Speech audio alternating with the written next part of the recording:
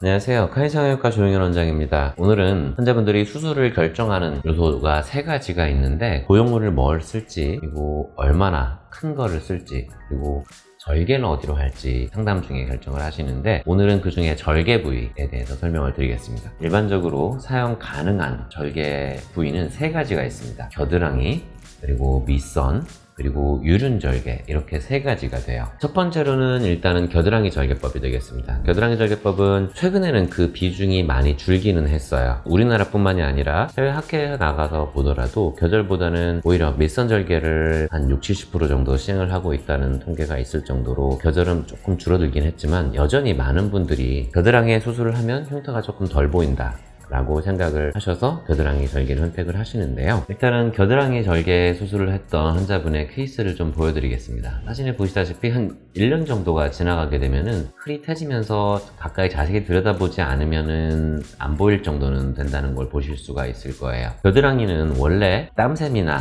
모낭, 피지샘 같은 것들이 모여있는 부위이기 때문에 원칙적으로 밑선 절개보다는 흉터가 좀 안 좋게 남을 가능성은 많습니다. 다만 원래 절개를 넣어야 될 위치에 깊은 주름이 있는 분들 같은 경우에는 나중에 흉터가 정말 좀 찾아보기 힘들게 될 수 있다는 장점도 있어요.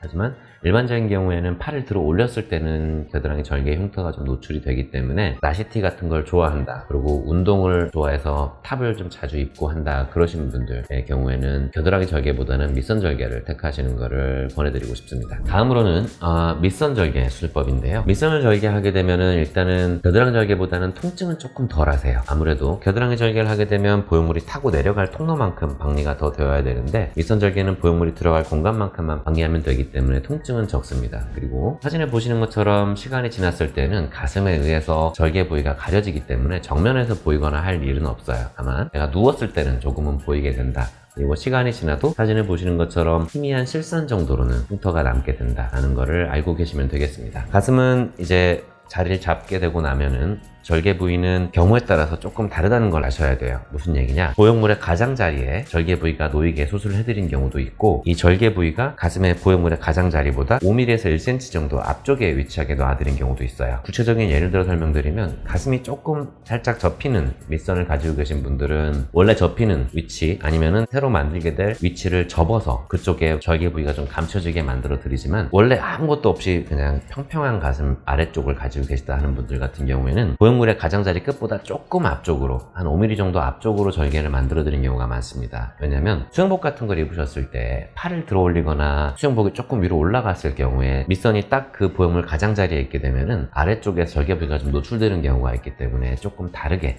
위치시켜 드린 경우가 있다는 것을 알고 계시면 좋겠어요. 또 한 가지는 이제 유륜절개법입니다. 유륜절개법은 현재는 전 세계적으로 잘 사용하지 않는 걸로 컨센서스가 이루어져 있어요. 아무래도 유선 조직을 조금은 가르고 들어가야 되는데, 그 유선 조직 안에는 우리가 흔히 말하는 상재균이 조금은 있습니다. 그래서 수술 중에 그 상재균에 노출이 되는 일이 생길 수가 있고, 실제로 다른 수술에 비해서 3배 정도 구형구축의 확률이 높다는 보고가 있었을 정도예요. 그래서 요즘은 잘 사용하지 않지만 아주 특수한 경우들에 어쩔 수 없이 사용하는 경우가 종종 있습니다. 예를 들어서 노출 연기를 해야 되는 연예인 분들 같은 경우에는 화면에 보이는 것들에 신경을 쓸 수밖에 없기 때문에, 그러다 보니까 유륜 주변에 꼭 자기는 절개를 해야겠다라고 요청하시는 분들이 간혹 있어요. 그런 분들 같은 경우에는 해드리기는 하지만 요즘은 잘 사용하지 않는 수술 방법이라는 것을 알고 계시면 좋겠습니다. 또 한 가지는 나중에 시간이 많이 좀 지났을 때, 한 1년, 1년 반 정도 지나고 나면은 흉터가 흰색 실선으로 유륜의 아래쪽 관절에 이렇게 반원 형태로 남게 됩니다. 그러면은 그 흉터 부위를 반영구 화장 같은 거, 문신 같은 걸로 살짝 갈색 톤으로 이렇게 덮어버리면 절개선이 거의 보이지 않게 돼요. 그래서 그런 걸 오히려 장점으로 이용하실 수 있다는 것도 알고 계시면 좋겠습니다. 앞서 말씀드린 이제 절개 부위 세 가지, 겨드랑이, 밑선, 유륜 절개 방법은 어쨌든 간에 제가 임의로 결정을 해서 말씀드리진 않아요. 다만 경우에 따라서 밑이 짧거나 꽃갈 가슴인 경우, 그런 경우에는 밑선 절개로 하시는 게 훨씬 결과가 좋다라고 말씀을 드리고 추천을 드리기는 해요. 하지만 기본적으로